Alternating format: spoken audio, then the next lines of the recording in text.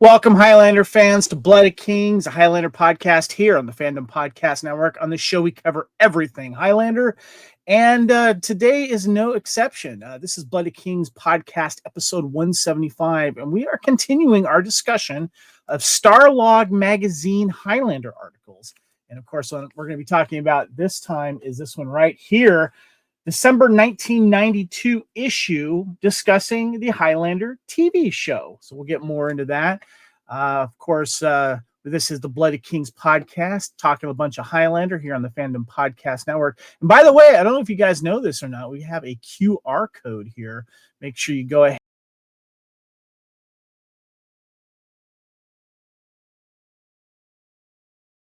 of the audio podcast of the Blood of Kings. So therefore, but I can't go any further until I get my own fight monkey in here, and that is Mr. Lee Fillings, and it's my co-host. What's up, buddy? Not much. How you doing? What are you doing there? What are you doing there? Keeping you on your toes, man. Otherwise known as Norwegian Smooth. There you go. All right. How's your fight monkeys going, by the way? You do that's your little stunt core there. What's happening with them? Give us really good. We got I think 6 movies premiering next month. So kind of a big thing for all of us. All of us have kind of done stuff independently before, but this is the first time, rising tides lifting all of us up. I've got a couple big things. I just did a panel at a local kind of Comic-Con called MarsCon here. Nice. Spent about an hour and a half talking about weapons and fights and what goes into movies and safety and playing with swords. And the panel's title was "Violence Solves Everything." I love that. That's funny. Violence solves everything. What's funny is how sometimes you get stuck on a video on YouTube and you just kind of watch it. Then there's like other versions of it. I got stuck on this guy that has this channel called Movie Headshots. And it's basically and he's got 50 or 60 episodes of just bullet to the head headshots. And he teases the movie that it's in case you want to watch it, you haven't seen it.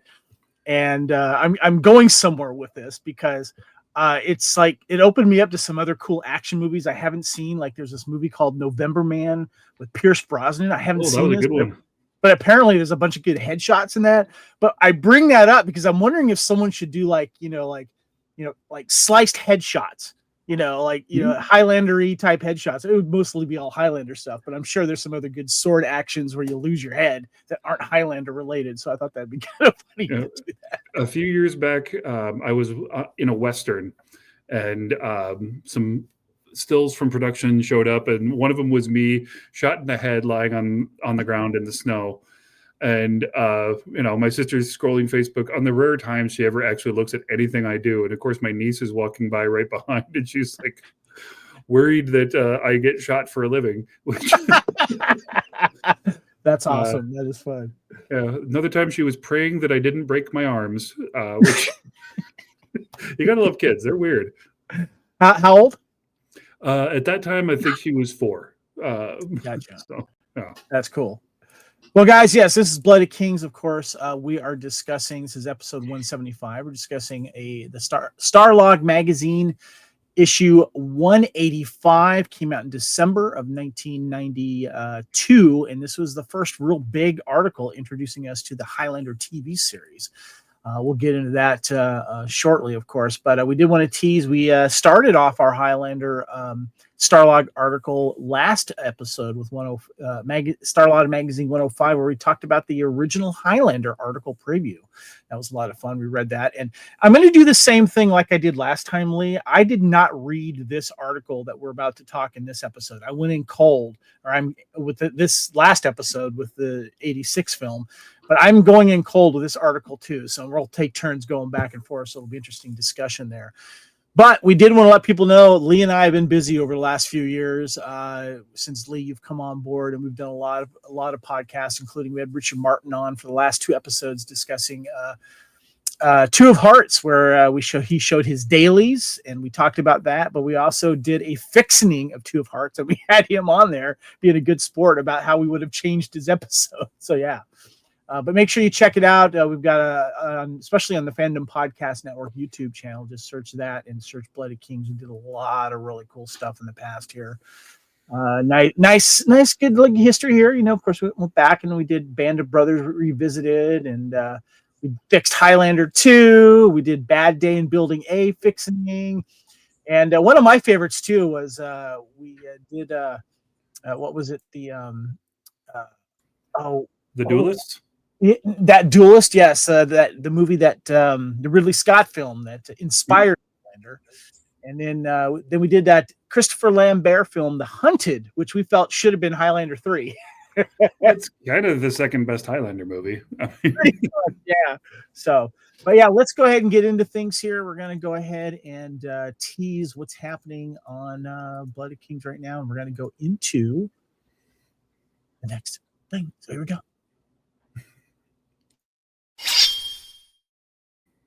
So this is it. Bloody Kings Highlander Podcast, episode 175. Now, before we get into the article itself, we're going to take turns reading it here. This was when the TV series was getting its launch. And I want to kind of go back in time with you, Lee, because I think you were there for the launch. I was not. Do you remember what it was like when this TV series was coming out? Because I know you're a big fan of the first season for many reasons. We've talked about it. I caught the episode Innocent Man, the one with Vincent Scarapelli, a.k.a. Buggy Ding Dong from one of my favorite movies, That's the Smoochie. But I caught that when we went for my cousin's baptism back in 92. And pretty quickly started watching all the episodes. They didn't really have episode numbers, so a lot of it was out of order. If I was in one place, because it was syndicated, it wasn't like a regular show, so it would just they'd play it when they'd play it. But I remember this dropping. I remember talking with the other nerds in the halls at school because we weren't doing anything on a Saturday night other than watching TV.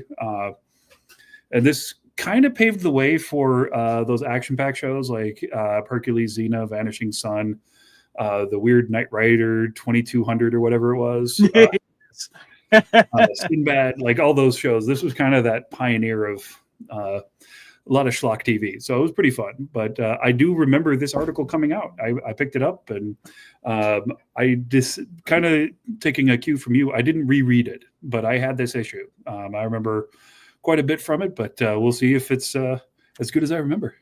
So I did want to mention too, and Lee, you have this because I sent it to you. There's a guy on eBay that's selling the first season of Highlander on Blu-ray right here. And I think he's selling them for like $10. And I remember my former co-host, Norm, sent me a link to this. Like, dude, you gotta check this out. This guy's selling these for Blu-rays. Now, I don't know where these came from. They kind of remind me of like a Big Lots type of deal where maybe there was something weird with them and they didn't sell them or someone had a stash. But anyway, this is pretty cool to get this on Blu-ray, and maybe we'll have to do an episode about that later on. But I just wanted to bring people's attention. Just search on eBay for Highlander Season 1 Blu-ray, and it should pop up. So it's still out there. By the way, shout out to Norm. He's having a really good day from the look of it. Yes, Norman, for those of you that don't know, he was, of course, one of the original co-founders of this Fandom Podcast Network and my original co-host for Bloody Kings. And he's a much better voice than me. My God, it was a dulcet man voice. Oh, yeah, Norm's got a great voice. But yeah, shout out to Norman. For those of you who don't know, he left to go do Star Trek Mission Log podcast, which is the biggest Star Trek podcast out there. But he has been fighting cancer, and it looks like he's defeating it. And he just had his last chemotherapy, and we've recently had him on as well. We had him as a guest. He actually came up with a great idea for the network because you know how we have our Couch Potato Theater where we celebrate our favorite movies. Lee, you've been on several of them talking about films. Well, he came up with an idea and we recorded the first episode. I want you guys to pay attention to it when it comes out. He says, look, I want to do a Couch Potato Theater, but I want to do a little spin on it. I want to do something that's called Be Kind and Rewind, where we talk about a film that we originally didn't like or the general public didn't like. And the reviews were reflecting of that. And so but your opinion may have changed since then, or maybe Fandom's opinion has changed since then. And so we did the 2011 Ryan Reynolds film Green Lantern. His opinion had changed on it, and mine had changed on it as well. And so we kind of went back in time and talked about did a Couch Potato Theater, and it's coming out soon on the network. So make sure you guys check that out. And he I don't know if you remember those early Highlander episodes that we did with Bloody Kings, where he talked about his dark Norm days. I don't know if you remember that or not. Oh, yeah. We brought that up about his opinion on it and how he just hated the original cut of that film, and we talked about the difference with the director's cut. So make sure you check out Couch Potato Theater, Be Kind, and Rewind. Green Lantern, and just going to tease that the next episode we're going to be doing on Be Kind and Rewind is the 2012 film John Carter. So both films saw in 3D, by the way. So yeah. I think you need to get the MCU podcast involved in that, because while yes, people didn't like Green Lantern, they really liked Doctor Strange, which is the exact same movie. Yes, it is. Down to the wizard that trained him being the evil one they set up in the next movie that they never ever come back to. This is true. Yeah, that's funny. That's a good point. Anyway, back here, let's go ahead and talk about some Starlog here, guys. All right. This is Bloody Kings Highlander Podcast, episode 175, and we are discussing this issue right here. I'm holding in my hand, Starlog. This was the December 1992 issue, number 185 for Starlog, if you're paying attention. And we're just going to briefly kind of go over a little bit of history of Starlog that we did in the last episode, in case you did not, listen to that last episode. We recommend that you do. But Starlog started back in 1976. The first issue had Star Trek on the cover. It was inspired by Star Trek.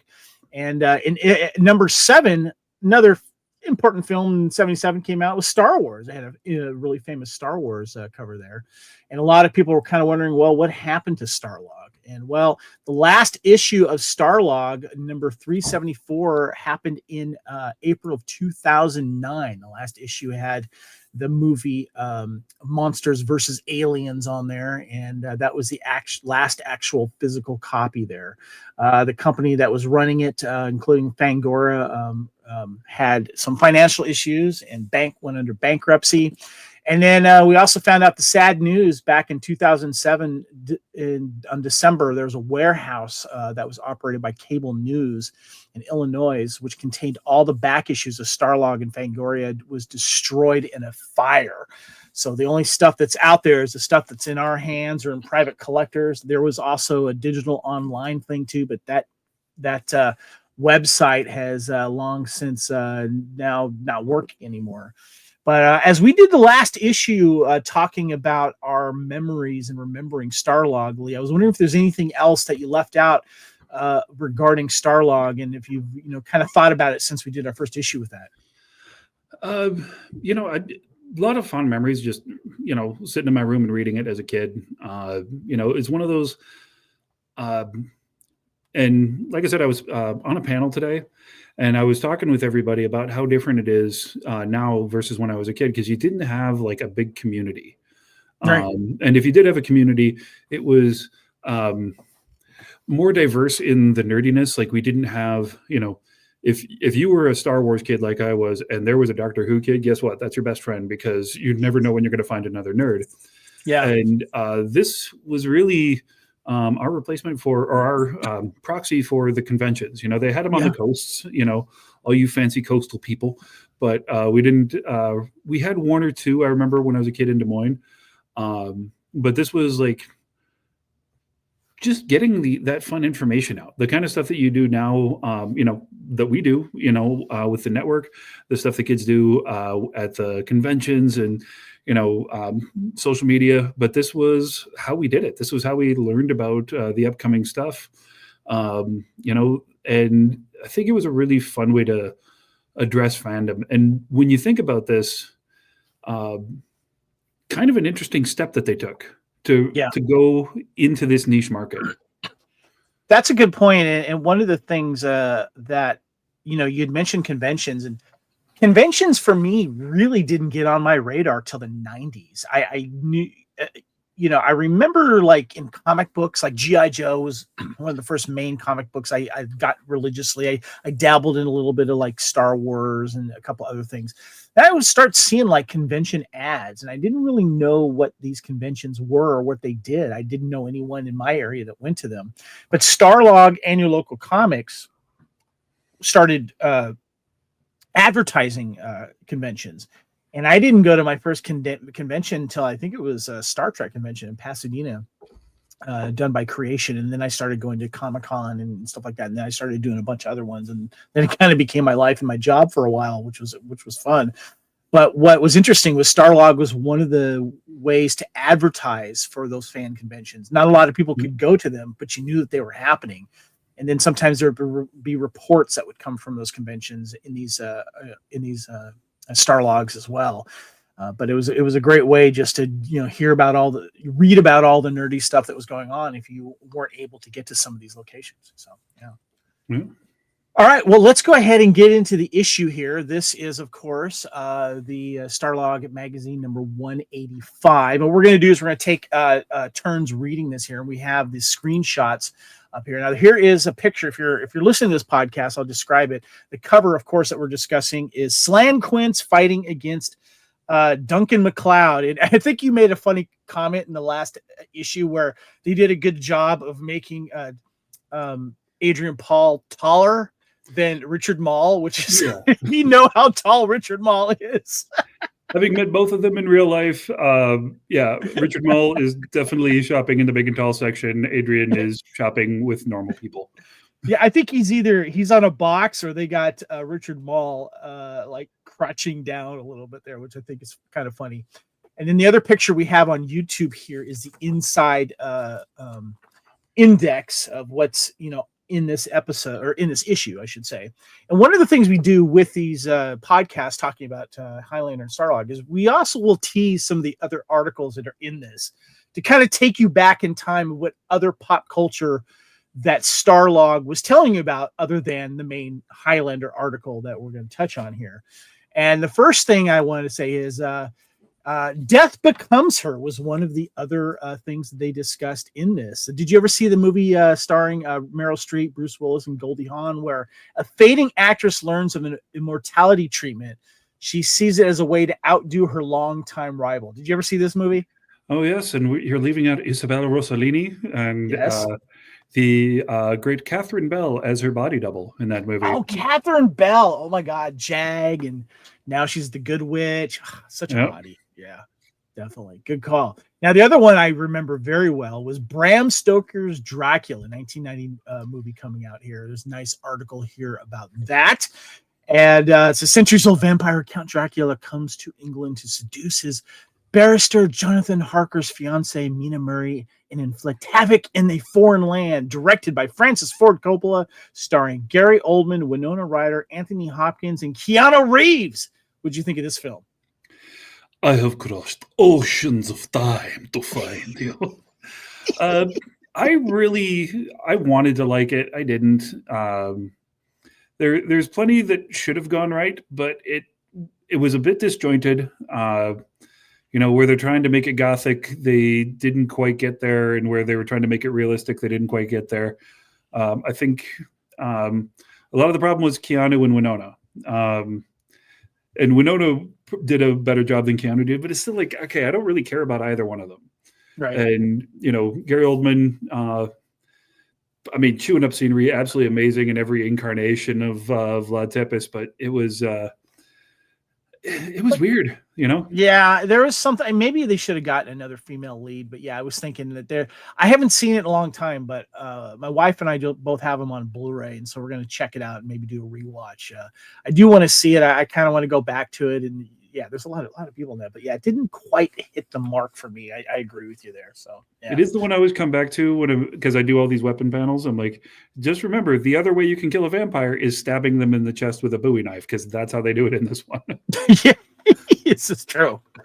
The next article I always thought that was kind of cool was in one of my favorite shows from the 90s was the Indiana Jones Chronicles, starring Sean Patrick Flannery. I think there was like 26 episodes or something like that total, and they had like about maybe 6 of them of the younger kid that played the young Indiana Jones, and then Sean Patrick Flannery took over.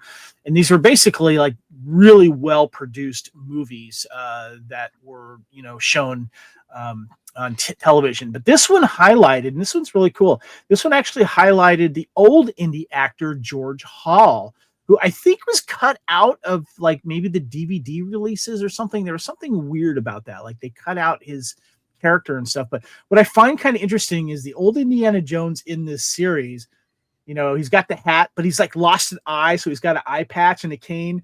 And I got a feeling he's like, was probably younger than that Harrison Ford was when Harrison Ford did the most recent Indiana Jones film. Do you remember this? If they, oh yeah, I remember that well. I watched every episode of this. I remember we were on ski vacation in Eagle Vale, and my brother and I snuck off to the lodge to watch this. And it was the one where him and Remy end up in World War One. The trench wars. Those are actually pretty intense for what they were. You know, and that's where like Indy became a warrior, basically. You know, where he learned about like some of the trench warfare. Jeez, that was some heavy stuff. Those are really hardcore episodes. I think there was like, wasn't it like a 3-episode arc of him in the World War One? I think. There was quite a few, because at one point he was in prison with Charles de Gaulle. He was a motorcycle messenger. He helped take down Big Bertha. What I think was really weird is that he was friends with Franz Ferdinand as the young Indy, and he got a crush on a girl, and it was Freud, like Sigmund Freud, and the guy that took over after him, that like gave him advice on women. Yeah, like, you know. Yeah. It was a very interesting way, I think, to educate kids, because like there's a lot of stuff in there. You know, I mean, they discussed. I remember when he's walking around with, you know, Henry Sr. in Greece at one point, and they're discussing syllogisms, and they're discussing philosophy, and like I love the show as a kid, and then I like caught it again like 10, 15 years ago, and I'm like, oh, I studied history, specifically military history, and a lot of the stuff that I remember about World War One started here. And he's friends with Lawrence of Arabia at one point, which I thought, and then he like was with Pancho Villa, which was cool because he actually referenced that in Indiana Jones 4 and the Kingdom of the Crystal Skull. He mentions that when he's talking to Shia LaBeouf's character. He says, I ran with Pancho Villa. So that was kind of cool. They actually referenced the young Indiana Jones Chronicles, which I always thought was great. So the next one we have here, I had no idea this TV series actually didn't last long, apparently. But there is it was a movie. I'm sorry. It was a TV movie, I believe. Body Snatchers, 1993 movie preview, directed by Abel Ferrara, who is a famous like horror movie director, but stars a young Gabrielle Anwar, Meg Tilly, and Forrest Whitaker. Did you know about this movie? I did not. Body Snatchers? And I love me some Gabrielle Anwar. I've been a fan of hers since the Disney Three Musketeers, and of course Burn Notice. But or also very underrated. What was it? Things to do in Denver when you're dead? No, the Richard Grieco film where he's a spy. He's a high school. If Looks Could Kill, yes. Yes, definitely. Guilty pleasure. What's really weird is my French teacher in college looked like the French teacher in that movie. Oh, how funny. I made her watch it one time, and she came in the next day, like after I told her about it, she's like, I am the French teacher. And she and I, the only ones laughing. She never told anybody else what it was about. Yeah, it was if a kid gets involved with being an espionage. Because what's funny too, it has a Highlander tie to it, because in the beginning of that film, Roger Daltrey is in the movie as a super spy, and then his character gets killed, and we have to find out like what other like secret like bad spy did it or something like that. But it has Roger Daltrey in it, so there's a little Highlander tie to If Looks Could Kill. I think it was 93 film. I think it was somewhere in there. Yeah, Richard Grieco. Yeah, check it out. It was a lot of fun. The next article, I don't know if you were a video game guy here, Lee, but this is called the Area Arena Sci-Fi Video Game Preview, showcasing the video game home video games Terminator 2, Alien 3, and Predator 2. A lot of these video games sucked, the home video versions. Yeah. But the stand-up arcades were a lot better. I mean, I remember the stand-up for the Terminator was, just shooting stuff with an Uzi, which, I mean, like, come on, how do you beat that? Yeah, that was a good one, but the home ones were not as good, if I remember correctly. So I think the Aliens one was okay, but I don't remember the Terminator one home being all that good and everything. So I mean, they had the Aliens versus Predator one. Do you remember that one? Yeah, definitely. Where the Predators and the Space Marines were fighting. That was fun. Yeah. I'd usually do the Alien Warrior because he had the staff. Oh yes, yeah. Well, that's it for the other articles that I'm going to highlight for this Starlog issue number 105. Let's go ahead and get into the Highlander article here.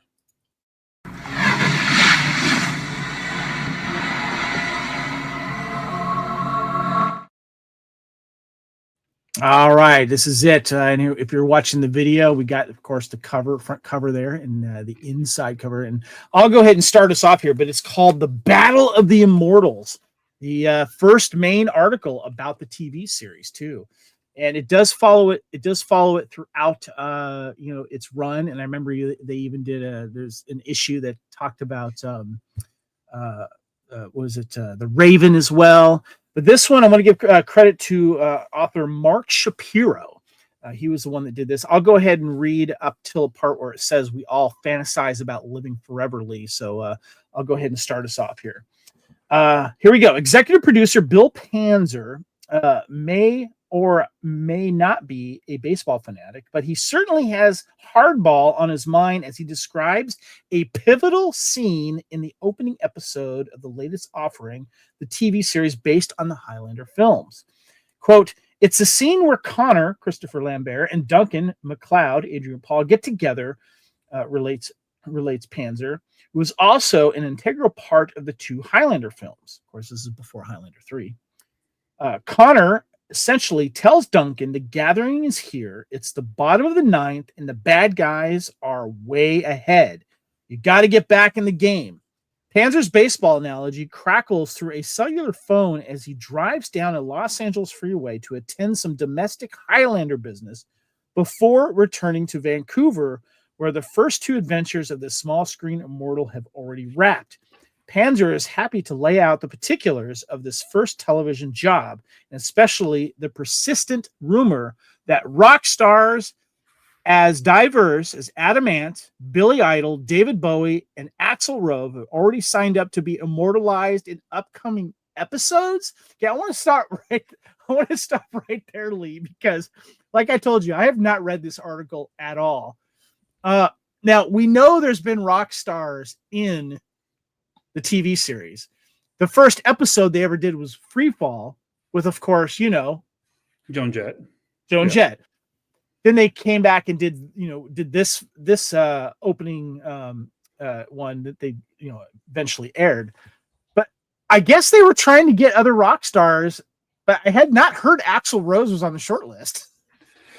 I mean, I would have gone for Slash. I mean, yeah, the name alone kind of works in the fandom. And like the hat. I mean, the hat. I need to see that in the sword fight. This is true. Well, he goes on talking about Axl here. Quote, "We thought it'd be fun, especially in the case of Axl Rose, who's an acknowledged Highlander fan. I did not know that about Axl." Panzer says, quote, "We've discussed the possibility of all of those people appearing, and we're trying very hard to make it work."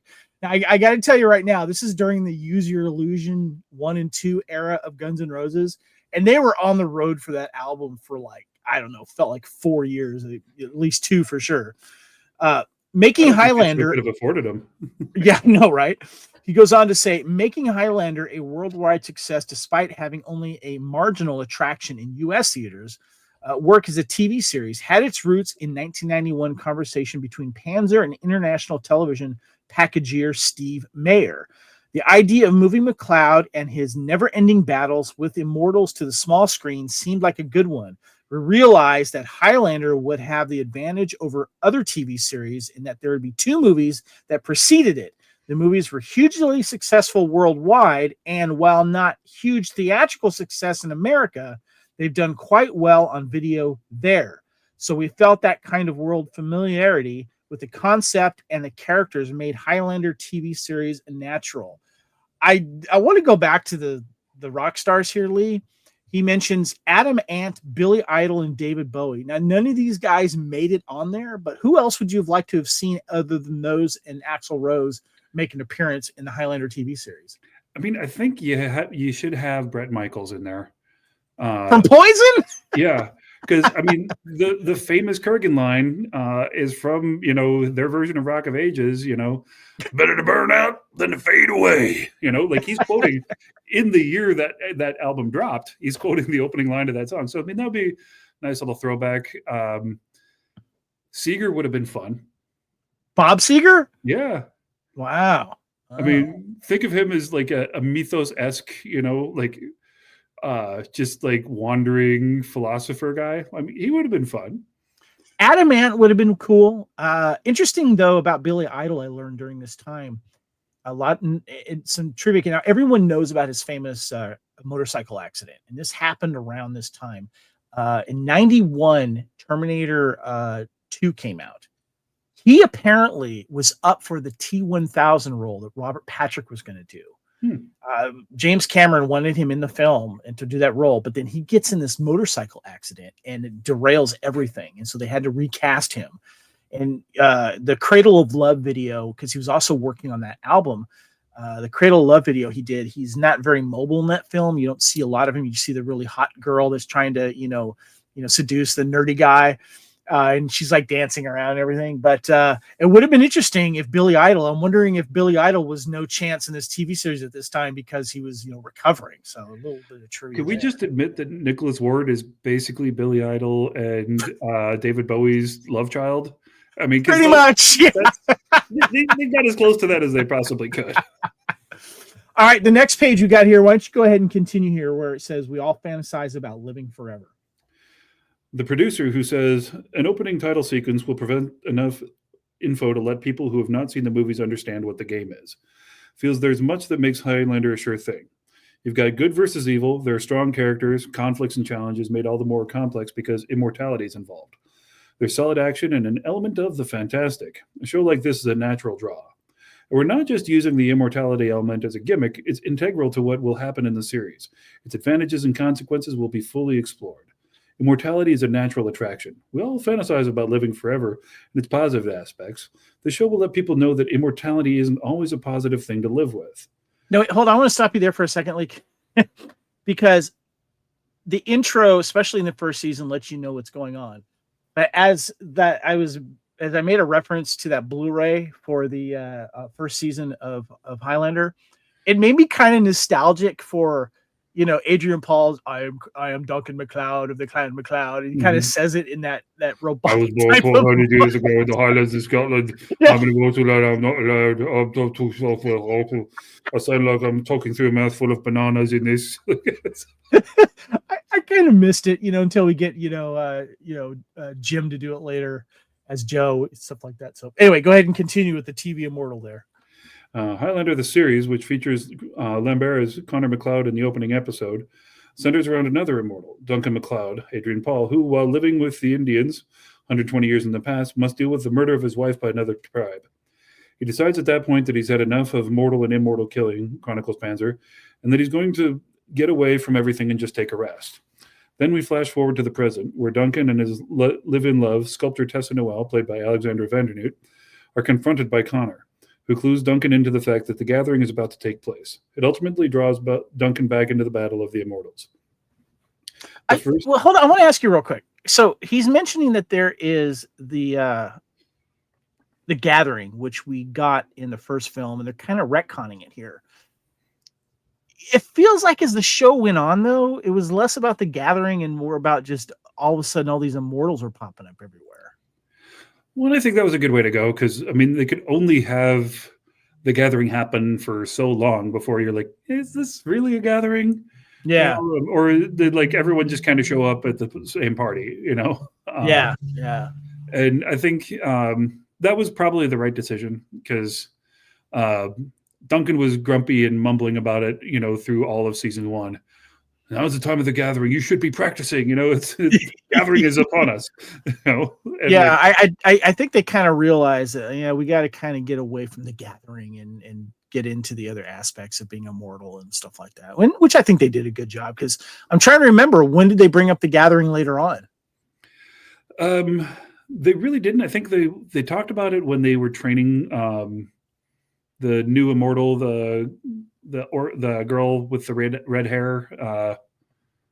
Oh yeah, I think she ended up training with Amanda, but I don't think they talked about it much. Yeah. Okay. Go ahead and continue. Where the first 13 episodes? The first 13 episodes of this hour-long series are being filmed in Vancouver, with the last 9 to be shot in France. Panzer is adamant in saying, however, that Highlander's transformation from movies to television won't be at the expense of the film's already established premise. We're not tampering with the established Highlander myth, but this also isn't going to turn into the decapitation of the week. It kind of did. He explains, we've been very careful to maintain the legend and the rules as they were set in the first Highlander. We want to make sure the fans of the movies can look at this and say, okay, it's on television, but it's still Highlander. Early episodes indicate that the Highlander is attempting to make immortal sense of it all. In the opening episode, The Gathering, Duncan is aroused from a peaceful existence when challenged to a battle to the death by an evil immortal. Family Tree involves Richie Ryan, played by Stan Kirch, a teen who aids and complicates Duncan's life. That's pretty accurate, I'd say. Richie's search for his roots sparks Duncan's memories of the time he discovered his own immortality and the road not taken. Duncan searches for the source of a deadly drug while dealing with a once good immortal now obsessed with dominating mankind. Did I skip a part? No, you're good. You're good. Okay. Let's stop right there, and I'll take over after this. So I want to show the pictures here on YouTube here, and they got the great picture of Tessa Noel, played by Alexandra. It says, Duncan's one true love faces the problem of growing old with someone who doesn't. We got that famous picture of Connor and Duncan posing while they're crossing swords down below there. And it says, keeping it in the family, Duncan is joined for a short time by Connor McLeod. And then, of course, the iconic picture of Richie in the upper right-hand corner with that green jacket. One of these days, that jacket will be mine. Helping and hindering Duncan in his daily life is orphan Richie Ryan, played by Stan Cole. Rest in peace. Also got to shout out that is the same jacket that Zero Cool wore in Hackers. I mean, that jacket, it's got some legs, man. I'm not going to rip on it like those guys in Philly. I think we're gonna be revisiting Hackers because it's celebrating its 30th anniversary because it came out in '95, if I remember correctly. Oh yeah. And our good friend Alex is wanting to revisit that, so we'll have to do that. We'll have to get you on for that. That'd be fun to do. So. All right, I'll take over from here for a while here. It says, the producer adds that this take on Highlander, which takes place sometime between the conclusion of the first Highlander movie and Highlander 2, The Quickening, presents some interesting challenges as well as some distinct bonuses. Quote, obviously, we don't have the FX budget to do an hour show that we can do in a movie, but I think we're going to surprise many people with what we can do. Each show will be a self-contained adventure, and because of that, we have an opportunity to do stories that show how Duncan uses his immortality to help human beings. This show will also explore in much more detail what it's like to be an immortal living in an immortal world. This latter element will become evident in developments between Duncan and Tessa, who are 15 years into the relationship as the series opened. I want to stop there for a second before I continue, Lee. One of the really interesting things about that part there, and we've kind of brought it up before, but I wanted to bring it up again here, is this is where I think you can guess or assume that Duncan is out of the game during this time. He's just living with Tessa, being everything, and we really don't. Because what's interesting, when we look at what they've covered in Duncan's flashbacks, nothing from like the 80s, nothing from the 70s that I can remember. I think there was maybe a 60s one with Beatnik something, if I remember correctly. But I always thought this was an interesting void in his life that they didn't really touch on. They had the 1988 New Year's Eve countdown when he fought Reinhardt. Okay, that's right. Yeah. And then we had flash forward to season 5. We had the Richard Redstone. We see him in the 70s in that awful tux with the stupid wig. That was just amazing. That's true. But yeah, uh, there's not a lot of stuff that we saw in the 80s and 70s and 80s. I always wish we had a 70s flashback with Duncan. That would have been fun. So yeah. Anyway, he goes on, of course, about the relationship, saying, quote, she was much younger than Duncan when they met, and now she's getting older, Panzer reports. So she'll have to deal with the question of wanting a kid or wanting somebody she can grow old with and die with. Duncan keeps saying he loves her. That doesn't matter how old she is, and he means it, but it matters to her. Later episodes will explore the relationship and how they got together. Quote, I don't want to give the impression that this is always going to be a downbeat show. Duncan has a definite wit that he has been sharpened over 450 years of experience. Richie brings a funny, streetwise sense of humor to things. Together, they make an interesting pair. Equality interesting promises Panzer are the adversarial immortals who will do battle with Duncan and each other. The basic premise is that the immortals have arrived for the gathering and will try to kill each other. Of course, we're dealing with immortal time here, so nobody's going to be in any rush. Our bad guys won't be as cut and dried as they have been in the movies. They're more diverse in their personalities and will basically be all over the place. Some will be old friends, some will be charming, some will be villainous, some will be women, some old, some young. These personalities will present many opportunities for storytelling. What I find interesting about that, Lee, is I felt like they kind of, when they did Highlander 3, they're like, let's just get a Kurgan clone, what we got, in Highlander 3. I felt like the villains were better written through the TV series during that time. What do you think?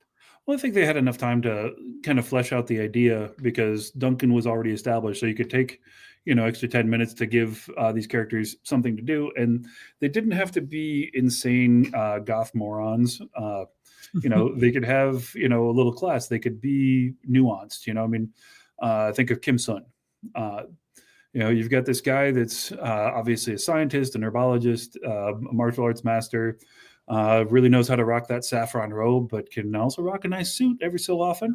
It's true. You get a chance to get outside of that. And, even, thinking back to how Clancy originally wanted to play the Kurgan, he wanted somebody a little bit more elegant and menacing. And we get that so many times over. We got our chaotic barbarians, Kern and whatnot, but we have, the gentleman murderer. But even Michael Ironside's character in Highlander 2 felt like a Kurgan clone ripoff, we've talked about that, but I felt like the TV show really got a good balance of different types of villains and stuff. And I liked how he mentioned even young ones, like we did with Kenny. So that was cool. Yeah. He goes on to say, like the features, Highlander TV series will make extensive use of flashbacks. Everybody seems fond of them in the movies, notes Panzer. So we knew we would incorporate them into the series.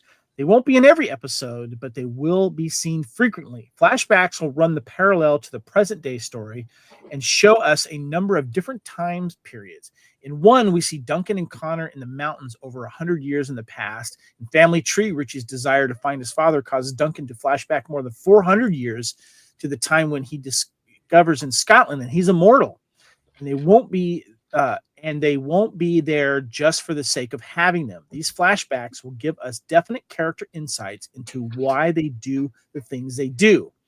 And I'm going to let you go ahead and take on here for the rest of this here, Lee. But I did want to kind of touch on that. I think that, we did an episode of Blooded Kings, our favorite flashbacks. I remember that.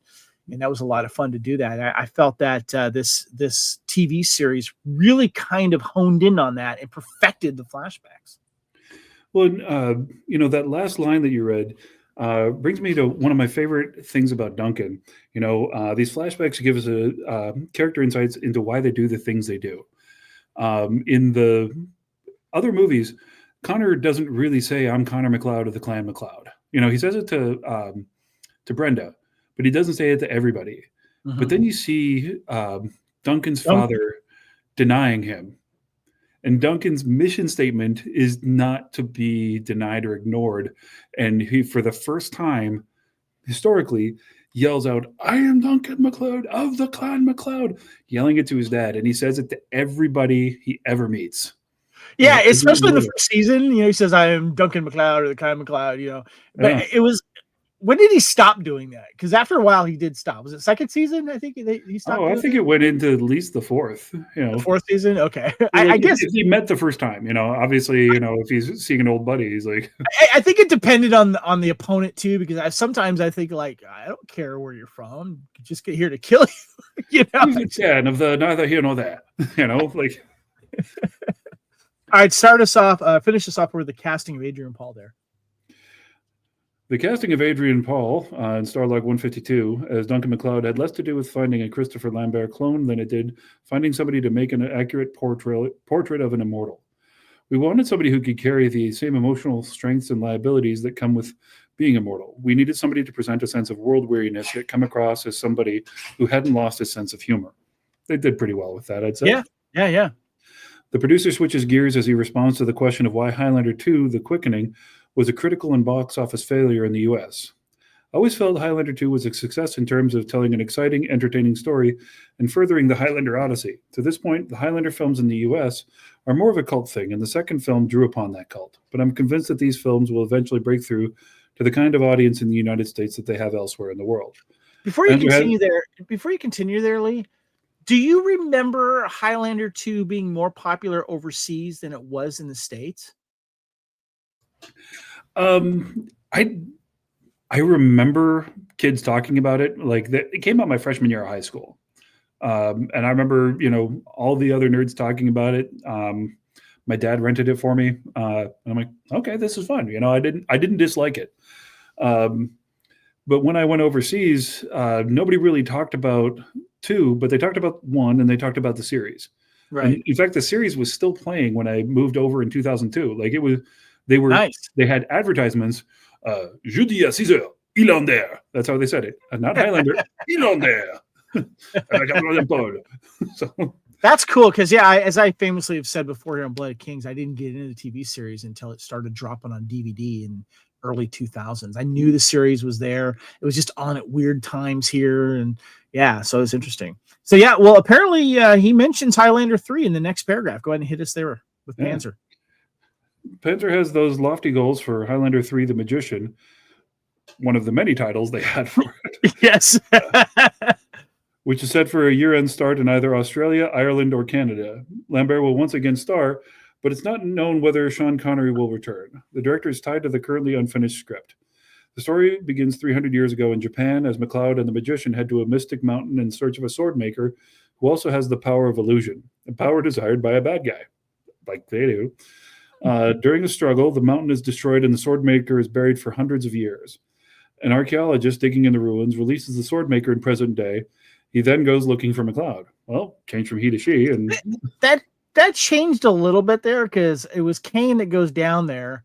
Yeah. And then what did he do? The dumbest thing ever is cut off, Mako's head, the quickening, which then we've had this funny discussion about you don't want to have a quickening happen inside a small room.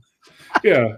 Well, especially in a cave in the bottom of a mine. Like, that's a dumb place. Like, oh, yeah, I'm sure this is structurally sound. Yes. Oh, God. May or may not have been holy ground, considering all the Buddha statues that started glaring at him. That's right. Yeah, that's true. Yeah. All right, continue. Okay. Panzer's film career kicked into high gear in 1975 with his first production venture, Death Collector. Other production credits include Stunts, Freeway, The Osterman Weekend, and Cat Chaser. Who could forget the Cat Chaser? What's funny, by the way, The Osterman Weekend, we talked about that on I think a Culture Clash, basically. That was done by the Wild Bunch director. What's his name? Peckinpah? Yeah, Peckinpah. That was his last film. And I realized, wait, Panzer's on that. I know that guy. Yeah, I have not heard of any of those. Yeah. Panzer claims that Lambert, who discussed Highlander 2 and Starlog 174, has taken a large interest in the Highlander TV series and that his blessing was integral to getting the show off the ground. He's quite happy with the script and the concept, he says. His main concern was that the show be appropriately launched and that the connection between the series and movies be as strong as we could make it. And Bill Panzer feels that the series delivers on Lambert's wishes. The TV series is like a moment in time. Our belief is that if we make solid Highlander stories, people will enjoy them while being fully aware that the movies are a grander vision. What we hope to get from this is that the people who like Highlander films will tune in and say, yeah, that's the Highlander. We want them to see the same spirit, the same magic and fantasy, the same swordplay, and the same action. We want them to see that the rules are still the same. And that thus ends the article here on this issue, of course, done by Mark Shapiro. I want to give him a shout out again here.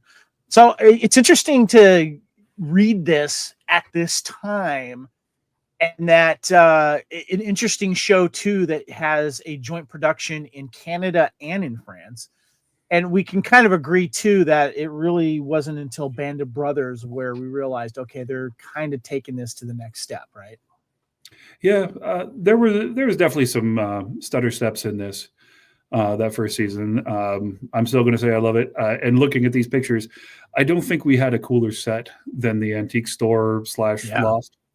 I mean, that was just the coolest place to live. That felt like somebody who had been around for centuries. You know, you have famously said, as my co-host of Blood of Kings here, that you're a huge fan of season 1.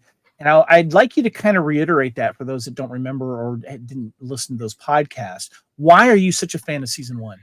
I think visually it was the most beautiful season. I think that the changes that they made in season 2 humanized Duncan, which I think is an interesting choice, and I understand why they did it. But he's an immortal that lived for hundreds of years, and making him relatable makes him less immortal. And I think somewhere in between was the right answer. But when you look at the color palette of season 1, whether you're in Paris or Vancouver, it is bolder. When you look at the costumes, they're brighter. You know, what's his name was constantly making fun of the silk purple shirts, but they were beautiful. Like it, right? You didn't look at Duncan like a normal guy. He looked like somebody that existed outside of time and fashion. He was something else. I think that the sets, I think Steve Gaghan swung for the fences every day. And, you know, when they dialed it down, when they bought DeSalvo's gin, yeah, you get like, okay, yeah, he's having a midlife crisis. You know, he's got to, hit the gym, bro it up a little bit, have a brodeo every now and then. But the loft was as cool as it was, and I'd love to live in a place like that. It didn't hold a candle to the apartment that they had at the store. It didn't have that character. It didn't have that style. And I think that just the beauty of the art direction, the costuming, the design, everything that they did, in choosing the Thunderbird, right.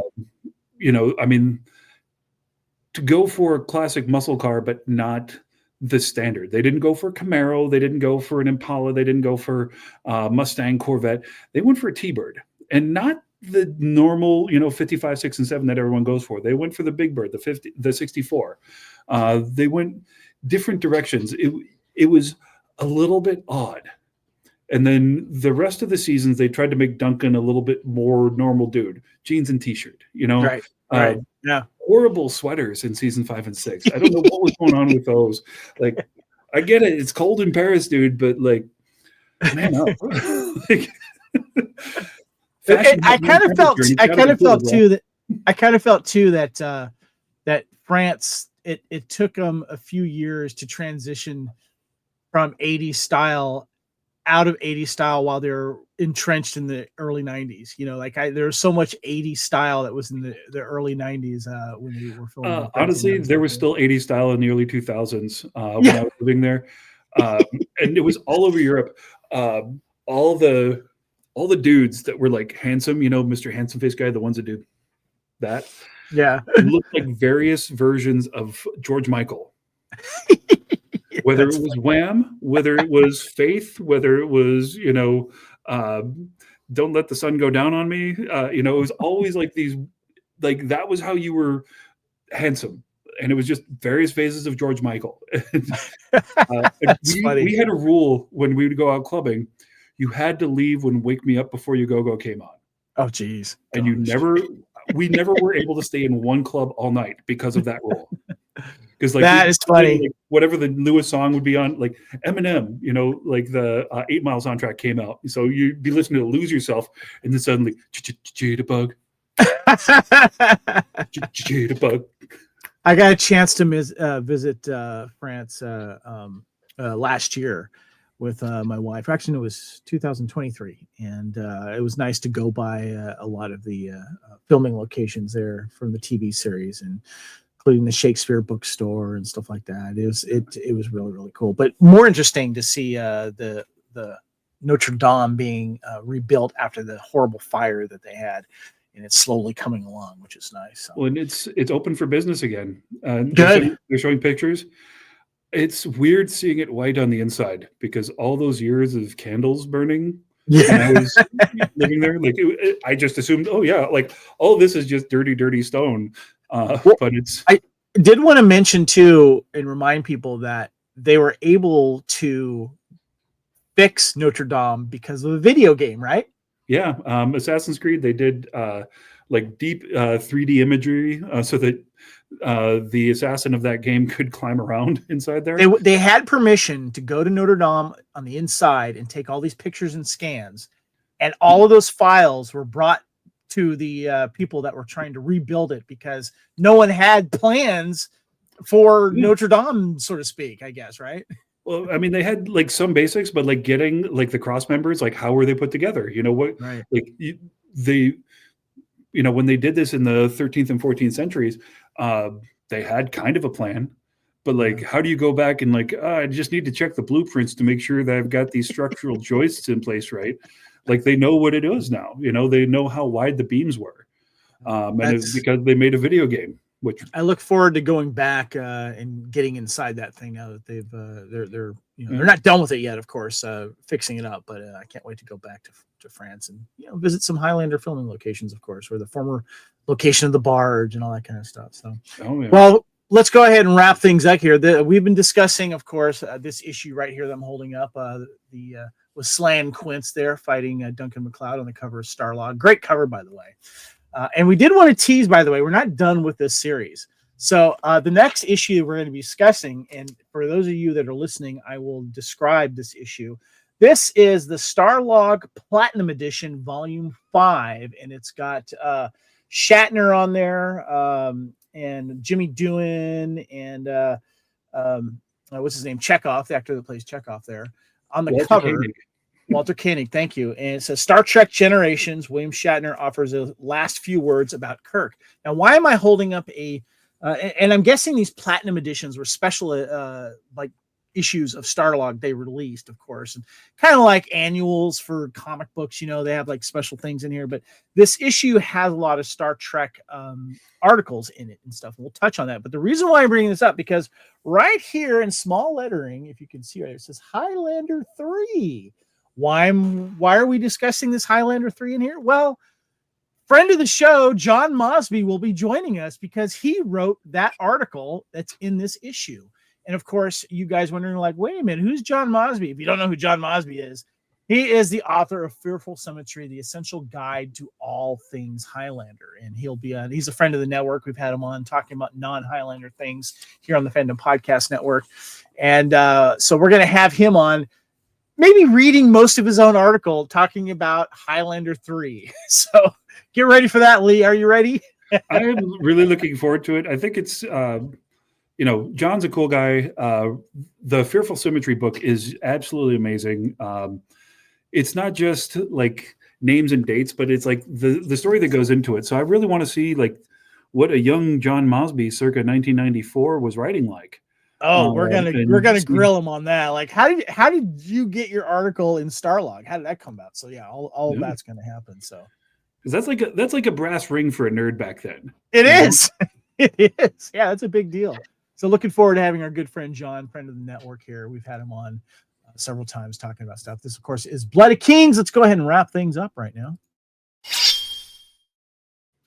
Lee, you want to get your final thoughts here on discussing the issue here, talking about TV series. That was a pretty good introduction with Mr. Panzer there, the article with him. Yeah, and I think I like that they didn't just do a book report on the first episode. Yeah, they discussed themes. I also like that Panzer's doing the classic 90s power move of driving on the freeway talking on his cell phone in Los Angeles. Like, because nowadays everybody does it, but like back then it's like, I am so important. I need to have a phone with me at all times. It's funny you mentioned that, Lee. I don't know if you remember, but when Norma and I first interviewed Adrian Paul, he was like in his car. Oh yeah. On his phone. Yeah, this was a good timestamp. And that's what I love about Starlog. And it brings back a lot of good memories. And I love going into these articles cold and not reading them until we actually do the podcast. So we're not done with that. We're going to be revisiting, of course, talking with our special guest, John Mosby, about it. This is, of course, Bloody Kings here on the Fandom Podcast Network. Again, we got a little QR code there for you YouTubers out there. Go ahead and scan that. Check that out. And we're want to let you know the Fandom Podcast Network is now on Blue Sky. So make sure you check us out there. And you can also follow Bloody Kings. Make sure you check out our Facebook group as well. Bloody Kings Fandom Facebook group there. Make sure you check that out.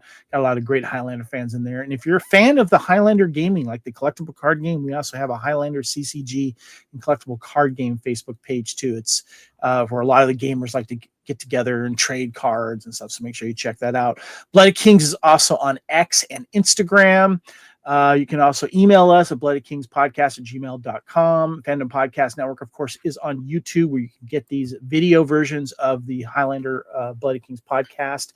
Of course, fpnet.podbean.com is our master feed for all of our audio podcast. Make sure you check us out there. My name is Kevin. You can find me on all of the social medias, X, Instagram, Discord, Letterbox, all that, at Spartan_Phoenix. And I'm also on Blue Sky at Spartan Phoenix. Lee, where can we find you on the socials? You can find me on Facebook and Instagram for The Way of the Way and Fight Monkeys. You can see our mascot there, Mr. Furious George. Nice. Yeah. So I've got merch and branding and all that fun stuff. I've also got a page on Blue Sky. I believe you were telling me last time it is the Fight Monkeys. Yes, _ it is. I'm mostly on Facebook and Instagram because I am an old man and, I don't like the new things. And I still can't quite figure out the TikToks and all the other stuff. But constantly posting stuff there, doing events, all that kind of stuff. Follow me on IMDb. Every so often I get another movie update on there, what I'm up to. Having a lot of fun these days. Cool. Yeah. Awesome. Well, also, too, you can support us by heading to TeePublic, search Fandom Podcast Network and Bloody Kings, and get your own Bloody Kings t-shirt.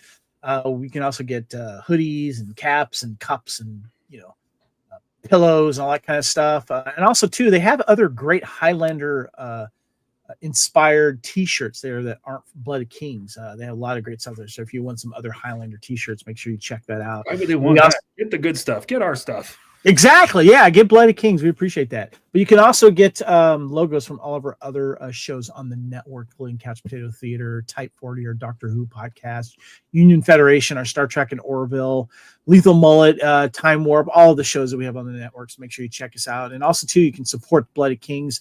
Give us some reviews on your podcast catcher. We appreciate that as well. So this is Bloody Kings Highlander podcast, episode 175, discussing Starlog, the first one that discussed the TV series. And so we're really glad that you guys enjoyed us. Lee, thank you so much, man. Appreciate you.